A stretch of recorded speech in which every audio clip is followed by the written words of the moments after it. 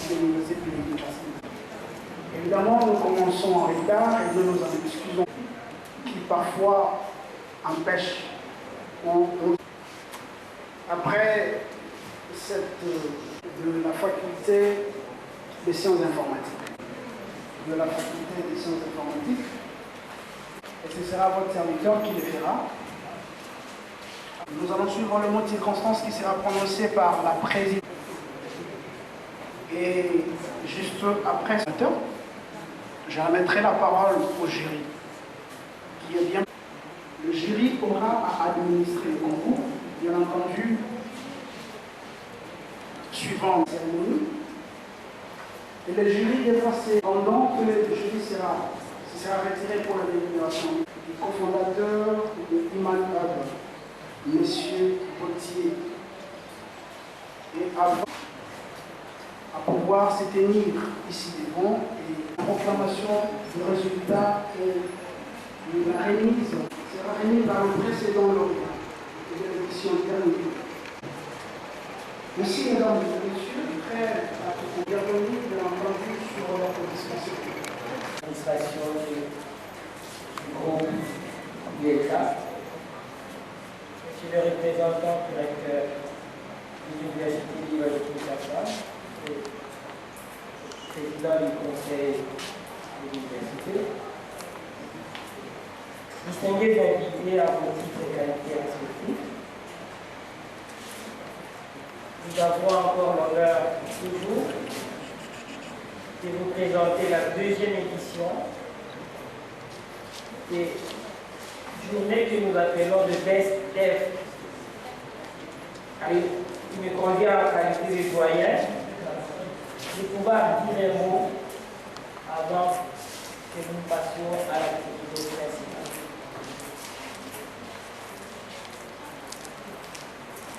Comme sommaire, je vais juste pour l'intervention à tourner autour de 3 points. Les études en sciences informatiques à l'ULECA, pourquoi nous organisons les journées du BSDF et quelques perspectives. Je vais dire que l'Université libre de Kinshasa a compris qu'il fallait, il y a 3 ans, séparer l'informatique de la faculté des sciences économiques. Parce que l'informatique est une science à part entière. Le problème, c'est quel doit être alors le profil de l'informaticien attendu par l'Université libre de Kinshasa. Et par la faculté et par la société. Parce que vous savez que notre pays est engagé sous la voie de l'émergence. Et nous ne pouvons pas atteindre l'émergence sans l'informatique.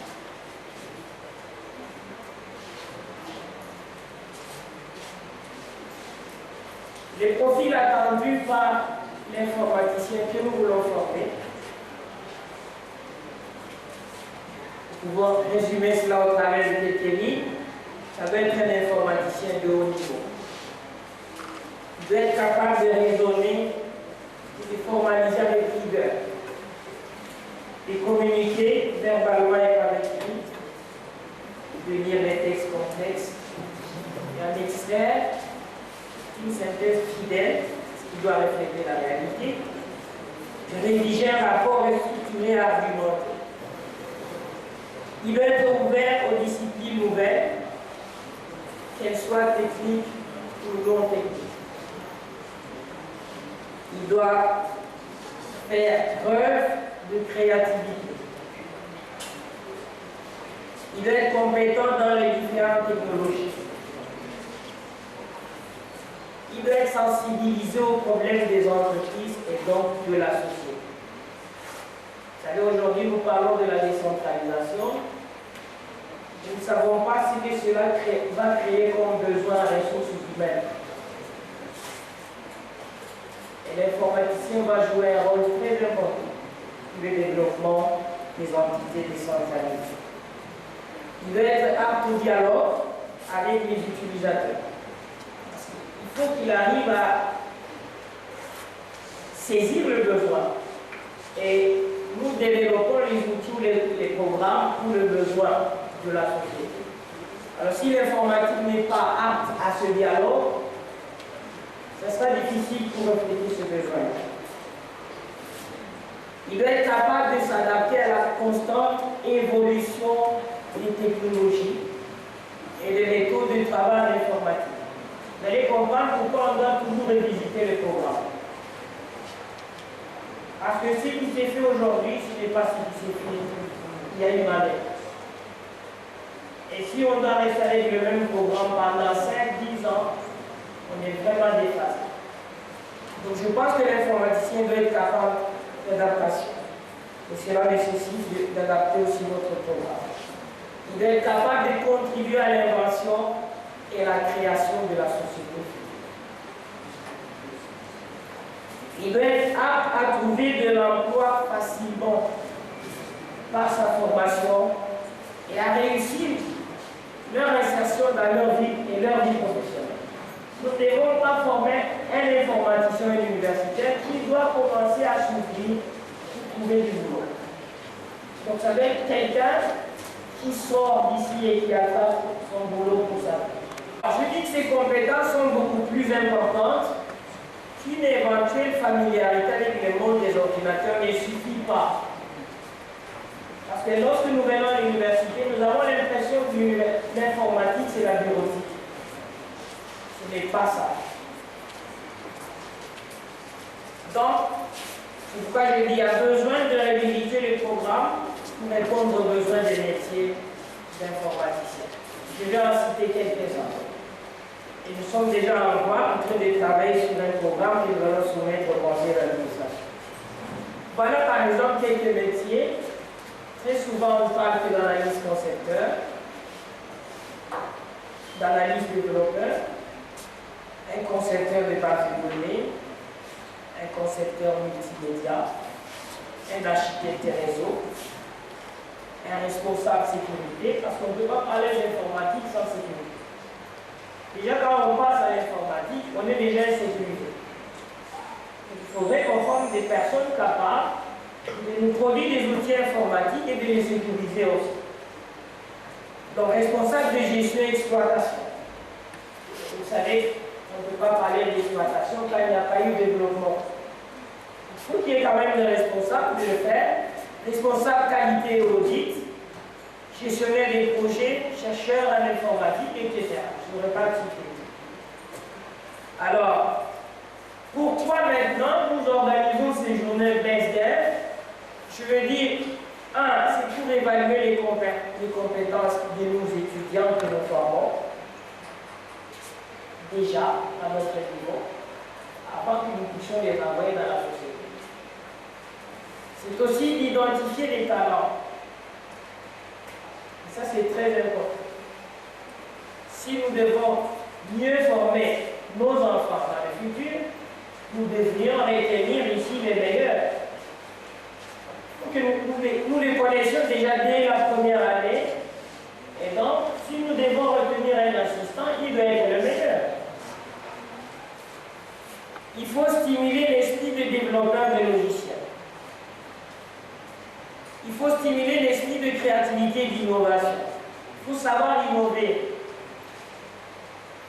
Il faut préparer les étudiants à être compétitifs sur le marché.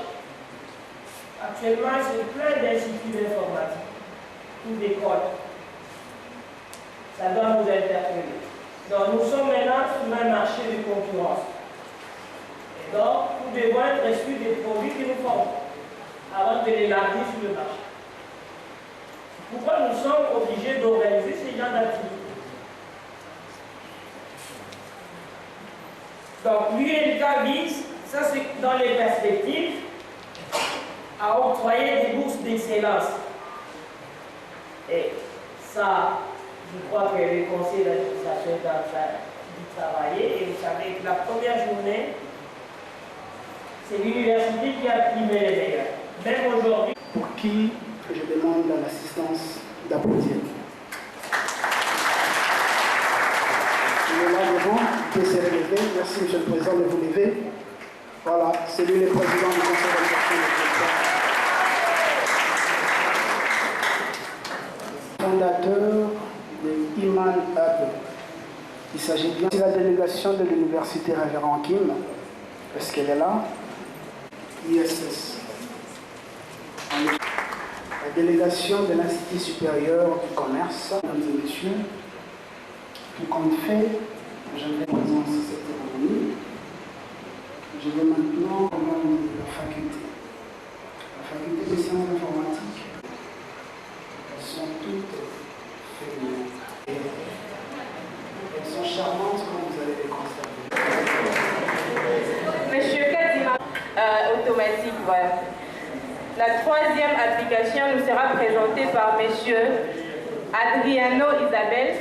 S'il peut se lever. Merci. Il est en G2.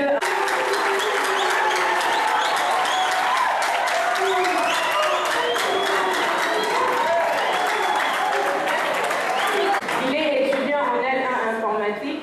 Son projet se nomme JCL Soft 1.0.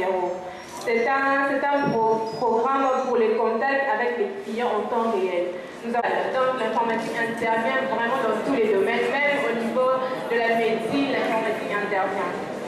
Diminuer le taux de mortalité en RDC. La 11e, il va nous parler sur la gestion de paye. Donc payer des agents avec précision, il va nous le montrer pendant son exposé. Je dis... Le conseil d'administration, monsieur, conduit cette deuxième partie. Je veux juste procéder à l'invitation de une fois devant là, seront à la disposition du jury. Le jury fait sa prestation. Je vais donner des licences et c'est informatique.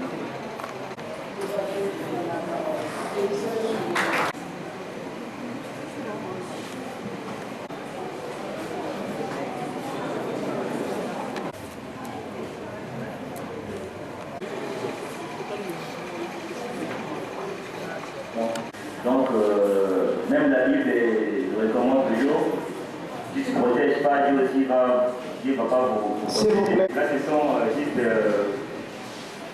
un modèle de notre carte qui affiche les nombres alphanumériques.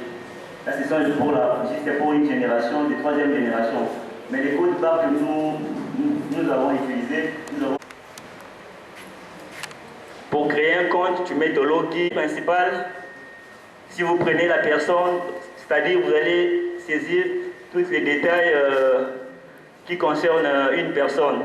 Là, on peut voir, vous pouvez saisir les noms, le poste, les noms, les prénoms, les sexes, état civil, lieu marié, célibataire, tout quoi, numéro de téléphone, adresse email, et puis lieu de travail.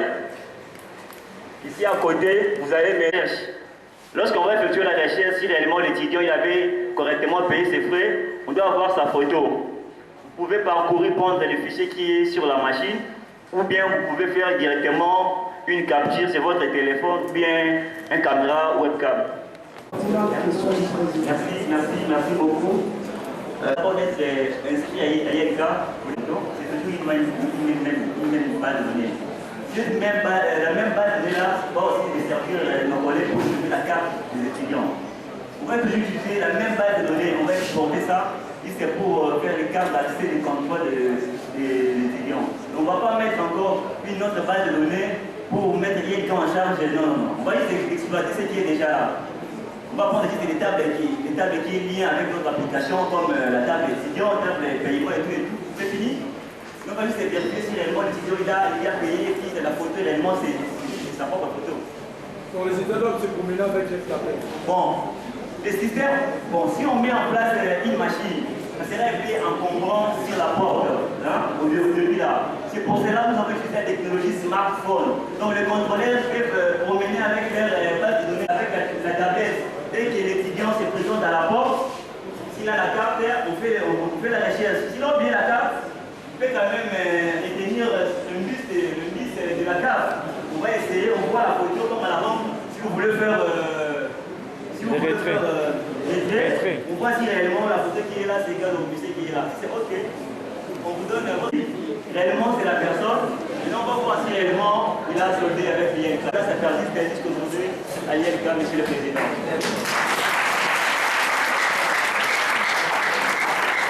Concerne ce qui concerne les données, il n'y a pas eu le temps de faire une étude à l'INK pour prendre les données concrètes. Pour venir prendre les données concrètes. Mais j'ai fait juste sanctionnage. Alors, si les points n'étaient pas là tellement acceptés, là, maintenant, on va se voir avec les personnes qui sont maintenant là pour prendre les informations vraies. Parce que nous avons essayé des personnes même pour d'autres universités qui voient comme si on nous sommes venus pour espionner des informations. Vous voyez, compte tenu de ça, nous avons voulu maintenant faire la technique, ce qu'on appelle dépendance fonctionnelle, juste observer, voir comment ça se passe, et puis les programmer. Vous avez encore posé une question, pourquoi vous avez voulu qu'on puisse saisir encore les montants et tout. Si on nous donne la base de données finale, on va essayer de faire une enquête, c'est fini. Mais comme il n'y a pas une base de données, c'est pour ça que nous avons prévu d'abord les saisir.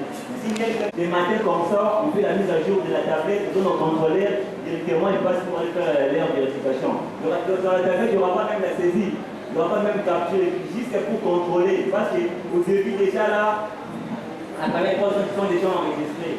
Mais pour évoluer, pour ne pas être dans une illustration, et pour ça, nous avons voulu quand même montrer quelques zones de saisie. Donc, Merci beaucoup, M. Simon. Cette application consistera à afficher toutes les informations du restaurant. Pour ne pas perdre le temps, je peux passer à la démonstration graphique de mon projet. Et en deuxième plan, je vais vous montrer mon application qui est en ligne. Sélectionner à domicile en utilisant une application équipée d'une technologie nouvelle, c'est-à-dire à jour.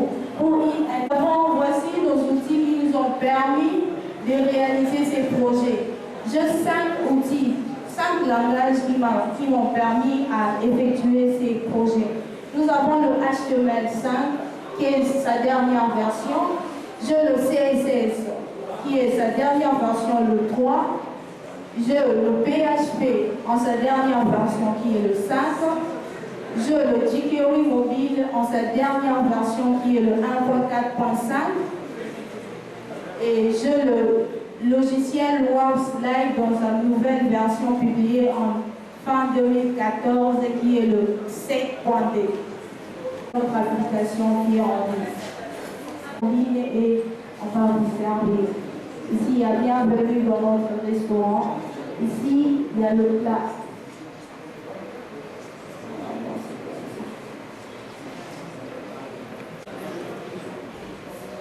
Nous avons ici juste une publicité pour notre concours. Le best. Quand tu fermes la fenêtre, là où je reçois tout le courant.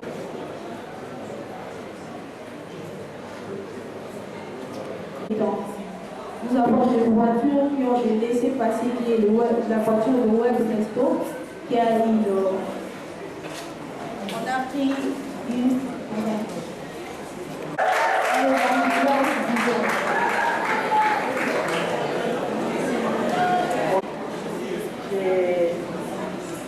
Je voulais juste dire quelque chose. Je suis quand même ravi de voir une étudiante de 2e graduat mettre une telle application. Je pense que ça mérite d'être félicité. Applaudissez s'il vous plaît, mesdames et messieurs. Oui. Comment? Il y a la voiture qui sont mises en disposition de nos clients. Ah bon, il y a une voiture? Je viens de vous montrer la voiture de notre service. Comment moi je vais passer commande à partir de mon client? Je viens de vous montrer. Ah mais moi je n'ai pas là. Il y a un formulaire de contact.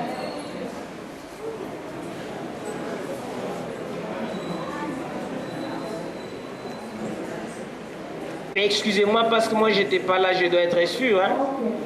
HTML précédent pouvait faire la même application et en plus utiliser jQuery ne posera pas un certain problème, par exemple, avec le AutoStone slide, le slide show que tu as utilisé. Naturellement, il a un virus trojan. Le virus trojan. Au lieu d'utiliser ce AutoStone slide show, moi je préfère, peut-être qu'avec ton projet que tu améliores, tu utilises carrément tes propres codes. Il suffit d'utiliser la technique Ajax, la technique asynchrone. Tu vas arriver à faire toi-même ce même slide, sans pour autant passer par le code de jQuery qui peut t'amener des virus sur ton site, qui peut endommager les machines clients. En plus là, on a encore parlé du système, on s'est dit, comment tu fais pour mettre à jour ton site? As-tu prévu un gestionnaire de contenu? Ça c'est une autre question. Alors, à part ça, on a voulu la dernière question, dire, on voulait savoir comment tu as fait pour référencier ton site, pour que ton site soit visible. Comment tu as fait? Mais sinon, le reste, les amis de moi sommes très contents et on a presque eu tendance à croire à la parité. Il faut le croire à vous. La semaine précédente, je voulais juste travailler de la nouvelle technologie. C'est pour ça que j'ai utilisé la semaine 5. Voilà. Les serveurs EasyPHP pour mettre mon site en ligne. Le référencement, je ne sais pas si ça veut dire le référencement.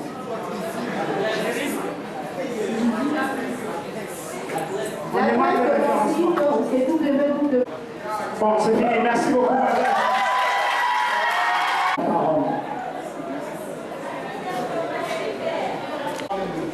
Et le peuple de leur doit. Mais si on doit faire des bulletins de vote pour toutes ces personnes, c'est un gros budget et le pays, on suppose, un pays qui est en voie de développement, l'équipe de bourse, un montant colossal et à peu près des millions de dollars. On aurait 200 millions de dollars achetés juste le bulletin de vote. Je pense que c'est vraiment du gaspillage. Mais comme le doyen venait à peine de le dire dans son introduction, comme la manière de dit ça, que l'informatique est là pour remédier, pour trouver des solutions à certains problèmes.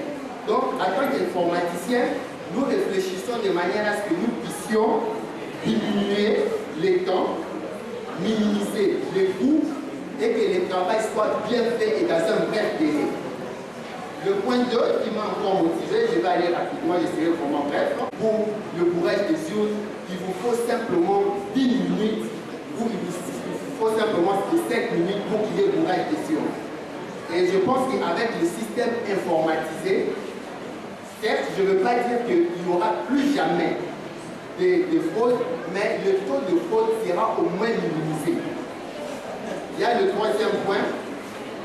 Par rapport à mon programme, quand j'ai parlé voter par l'endroit où on s'était enrôlé, c'est qu'avec le système traditionnel ou l'ancienne méthode qu'on a toujours utilisée, c'est que nous voyons qu'à chaque fois que vous vous enrôlez, vous devriez vous rendre à la place dont vous êtes enrôlé pour savoir la liste là où votre nom est affiché. Et peut-être, vu dans notre pays où l'habitation reste toujours quelque chose de certain, aujourd'hui vous pouvez être dans un autre district, l'autre année ou l'autre mois, vous pouvez être dans un autre district. Mais je les élections, je pense qu'il doit alors premièrement aller chercher d'abord premièrement là où il s'était enrôlé, et là il va trouver ça, rechercher maintenant là où on a affiché son nom, et vous vous appelez tous. Donc s'il y a des localisations, il ne va pas se plaindre de l'endroit où il se retrouve. Le point 4, parmi toujours les choses qui m'ont motivé, c'est que nous voyons que les temps de dépouillement, disons, prennent trop de temps. Je peux me rappeler, je peux prendre par exemple les cas des élections qui se sont déroulées. Je vais passer rapidement, comme on dit, je passe pour les temps, que mon programme, c'est un programme de vote. Avant d'arriver d'abord au vote, on commence d'abord premièrement par l'enrôlement. Il faut d'abord, pour voter avec le logiciel, il faut d'abord s'enrôler. Et quand on s'enrôle, le logiciel va donner à chacun de nous un numéro de code. Et je peux FIN, peut-être les numéros qui sont que tu t'es enroulé, et ainsi de suite avec ton numéro. Oui, c'est que tout parce que le code, son identifiant est unique et reste unique. Je m'aimerais passer du coup directement, après avoir enregistré la personne, parce qu'on enregistre d'abord premièrement les candidats, les électeurs, la ville, les districts. Tout ça sera déjà introduit déjà dans le logiciel. Mais je j'aimerais simplement passer directement à l'étape du vote pour voir comment ça fonctionne, comment ça génère. Ça va générer certaines choses. On se référait juste à ce qui s'est fait dans la compagnie que je travaillais. Lorsque quelqu'un fait une année à 4 ans, son congé sera calculé avec 18 jours. Et lorsqu'il fait plus de 5 ans, le jour congé sera calculé de 19 jours. Tout cela, je le fais automatique. Je peux même le démontrer, mais sur le retour projecteur, si on déconnecte, je peux montrer même au géré qu'il puisse voir comment est-ce que toutes ces choses se passent. Donc tout cela se fait automatique. Si bien que l'agent, son salaire soit calculé, cela sera enregistré dans la base de données. Ça va nous permettre à ce que la prochaine fois on viendra calculer son salaire, on fait juste appel au nombre de mois et au nombre d'années. Lorsque nous calculons le salaire de ce mois-là, directement ça additionne le mois, ça additionne les années. Si quelqu'un faisait parfois plus d'une année ou de 2 ans, ça ne fait que monter progressivement. Donc c'est ça. L'état des sorties. Réellement. Parce que l'ordonnance, c'est pas le médecin qui l'a fait. Raison pour laquelle j'avais prévu, quand l'ordonnance sort, on liait, quand on s'est informé dans des hôpitaux, un infirmier ne peut pas faire une ordonnance et dire peut-être, comme on dit vulgairement, que ces programmes est plus spécialement réservé pour le province.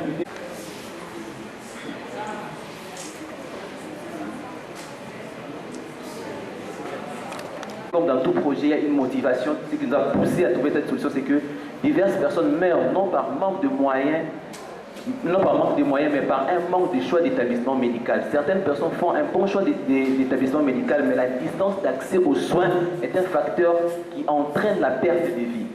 Ouais. Maintenant, nous allons voir comment est-ce que ce système va fonctionner. On dit comment est-ce que nous résolvons notre problème. La première chose, d'abord, c'est de rendre les soins médicaux accessibles à tout le monde. Et le second point, c'est de retrouver les spécialistes de votre cas de santé si vous avez un problème. Et le troisième, c'est qu'un hôpital 5.0, nous avons participé à WCF qui est une technologie qui permet de mettre en place des... J'ai dit ceci, passez vite parce que le temps est très petit. Ok, ça va. J'ai dit ceci. Au niveau des technologies utilisées, nous avons utilisé Visual Studio 2013. Donc notre programme fonctionne avec 90% des technologies Microsoft.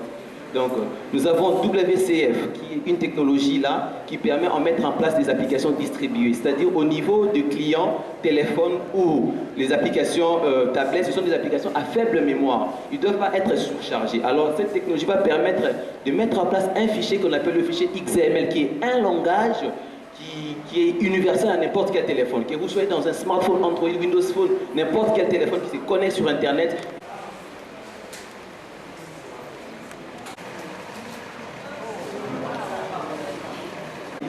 On a écrit kilomètres, vous voyez, mais on a donné 10 points ici. On a écrit 100 jours pour voir kilomètres très normal. Alors, la fonction aussi, lorsque vous rechercher Google Maps, de votre groupe Gmail ou Yahoo, vous venez juste au niveau. Ok, c'est bon, on va le voir tous.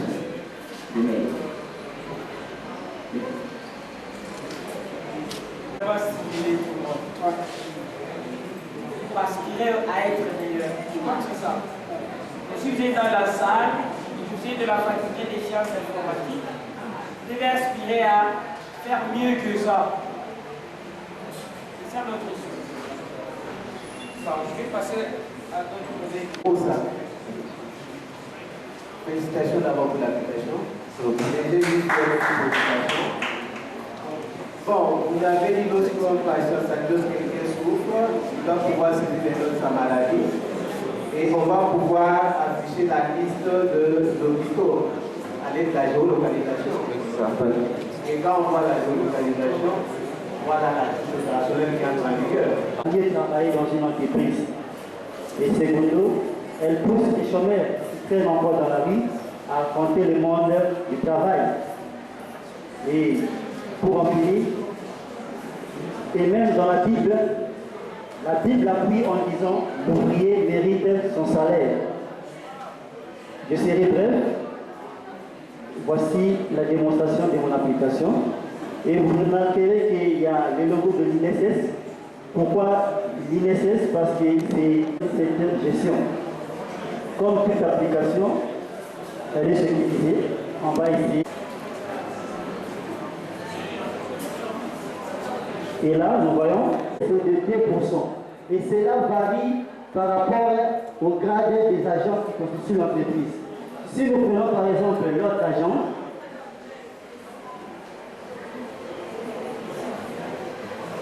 vous verrez que les informations ont changé.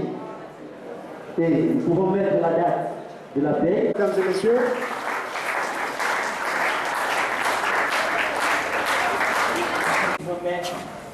ce résultat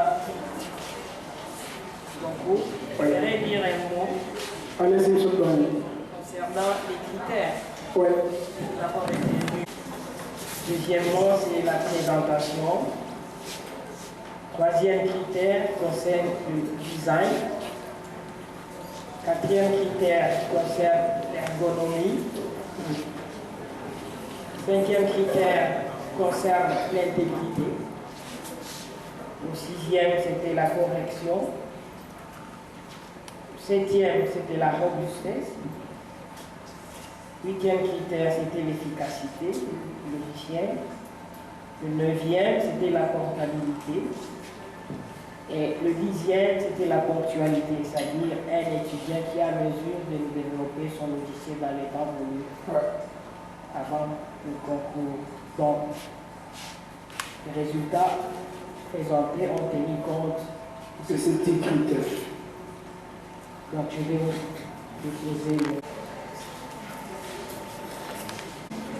Vient de m'être remis par le président du jury, les doyens de la faculté des sciences informatiques, les graves décisions que le jury a prises. Nous allons inviter, pour la circonstance, très respectueusement, messieurs les présidents du conseil d'administration du groupe des universités libres de Kinshasa, à pouvoir se placer devant parce qu'il nous fera l'honneur de remettre les 3 meilleurs prix aux 3 premiers meilleurs développeurs.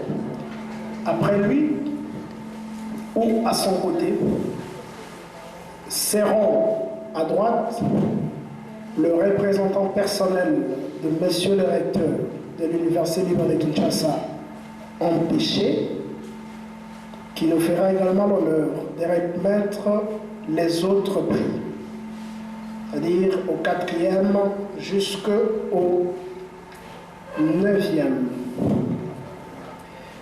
Et les doyens, en tant que patron de la faculté, ainsi que les membres du jury, encourageront tous les lauréats par un salut à être à côté pour remettre au président et les enveloppes et les diplômes, parce que c'est lui qui les remettra aux 3 premiers. Après le président, qui restera debout, bien entendu, au milieu du doyen et du directeur du cabinet directeur. C'est le directeur du cabinet directeur qui remettra les suivants prix à ceux qui viennent immédiatement en ordre utile après le temps. Voilà. Devant nous, les directeurs, les doyens de la faculté, les membres du jury assistant à la faculté, la première signale que le précédent lauréat est là. Il est arrivé en retard, on lui accordera la parole après. Ainsi au regard des critères que vient de est sacré, premier de ces concours, avec 88% de points. Donc, grande distinction. Les développeurs au Kosalama.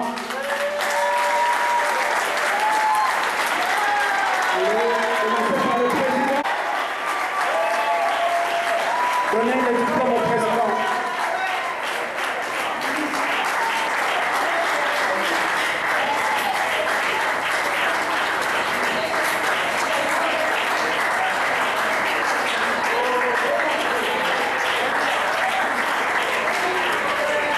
On se met à côté pour une photo de famille, ça n'arrive pas tous les jours.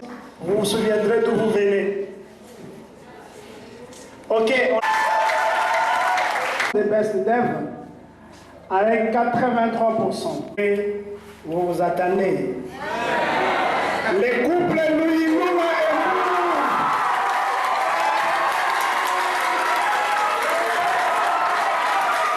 on commence par le président. Ils ne sont qu'en première année de graduat.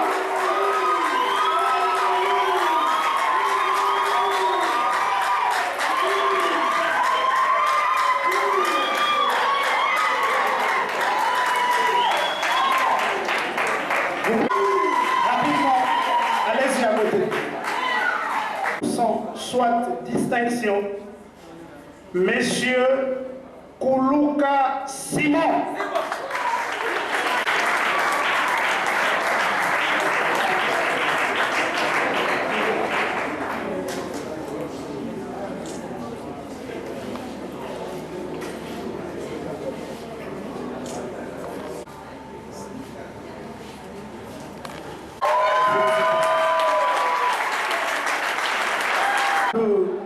Monsieur le directeur de cabinet de Monsieur le recteur, Andriano Isabelle avec 73%.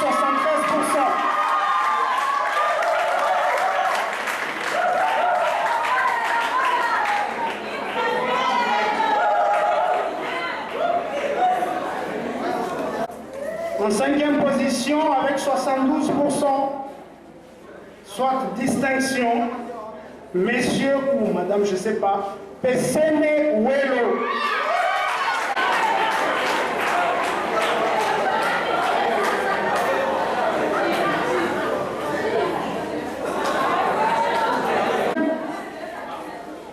Ils sont ex aequo. C'est-à-dire il y a deux personnes qui sont, je ne sais pas, c'est une dame ou un monsieur. Fwamba et Yuma Bokolo.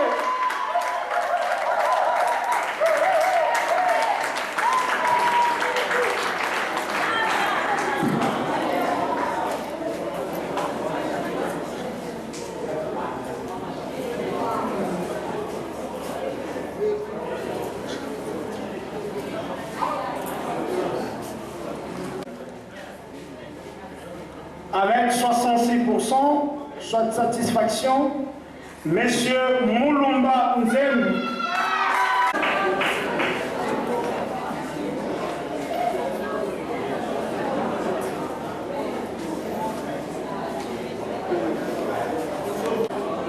Merci. 83%, Monsieur Kadima Mpunga.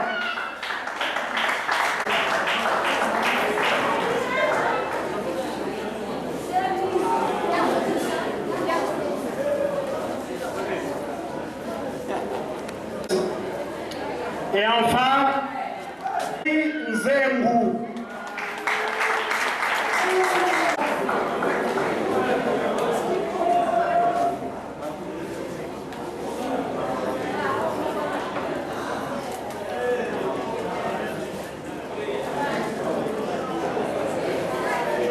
Et je vous prie une fois de plus d'applaudir le président et toute l'équipe qui est là devant pendant qu'elle va regagner sa place. Il est là devant vous. Monsieur Tassinda Mouwenge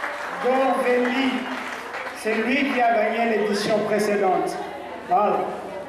Tu restes dans les annales de la faculté. Des démonstrations et d'une grande envergure scientifique nous offertes par les étudiants de la faculté des sciences de l'informatique de l'Université libre de Kinshasa dans le cadre des Best Dev.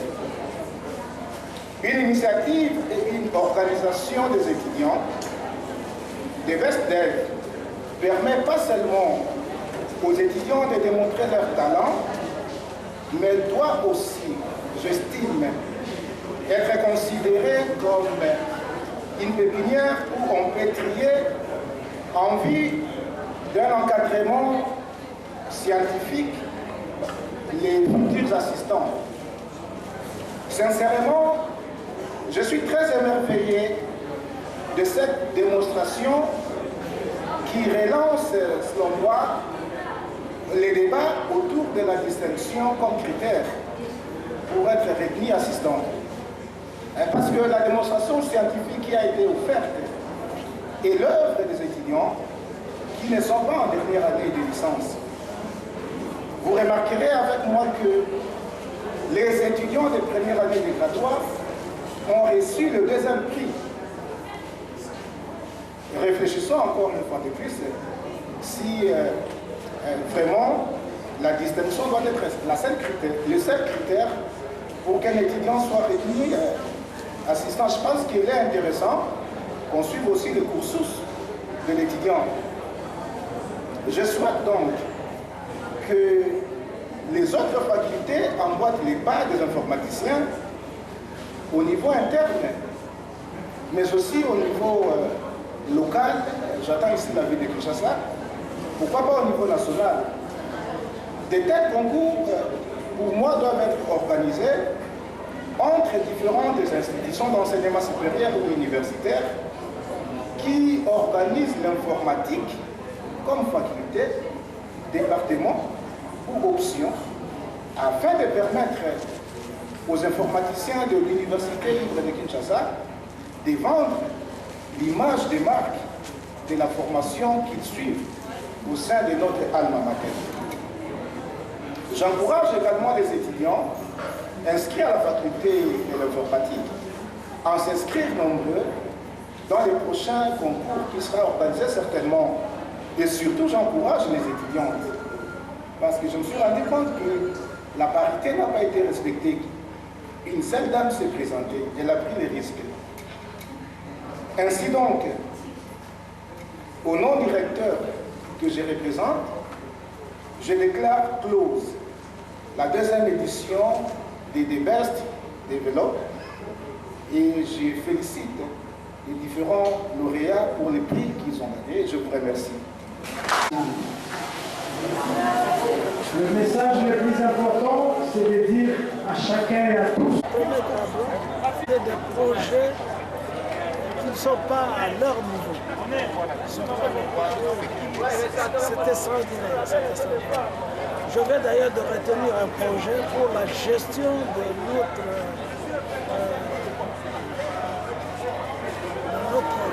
finance,